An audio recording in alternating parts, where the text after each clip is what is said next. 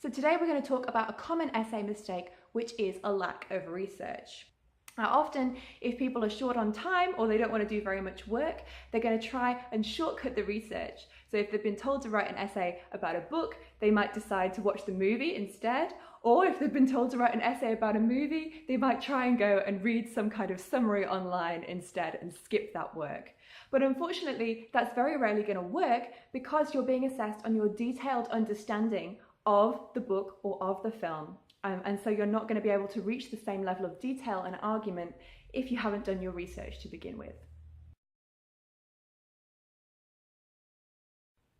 So first of all, we simply need to understand how much research you need to do and what kind of research it is. Whatever essay you're writing, you're going to have some kind of primary source material or primary text that needs to be analysed, explained and argued about.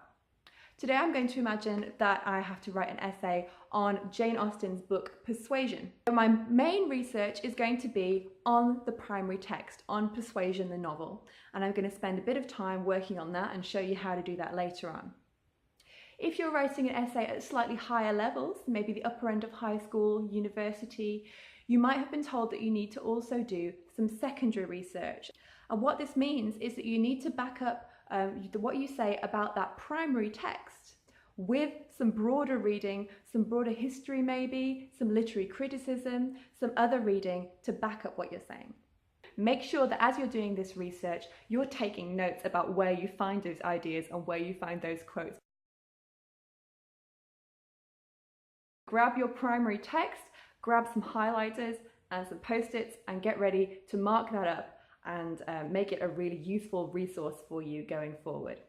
The more time you put in to colour coding themes, colour coding particular ideas that you find throughout the book, the more useful it's going to be later on. It's going to create kind of a quick reference guide for you as you do your planning and your writing. So a little bit of time spent here can be really useful later on. What is it you're looking for when you do your research? Well, I have a ton of videos that are going to help you figure that out. But for now, let me give you a few ideas about what kinds of things you're going to be looking for. First of all, you might be looking for the plot. So to make sure that you actually understand the storyline, what happens when, who's involved and why, and so on.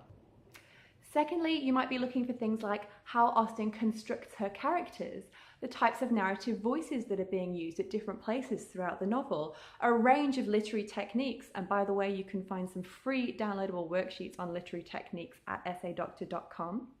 You might be interested in following up a particular theme. For example, in Jane Austen, marriage is a huge theme throughout all of her novels, so you might want to be going through and colour coding the theme of marriage. If you've been given a theme for your essay, well then of course you're going to be colour coding that theme and thinking about it all the way through.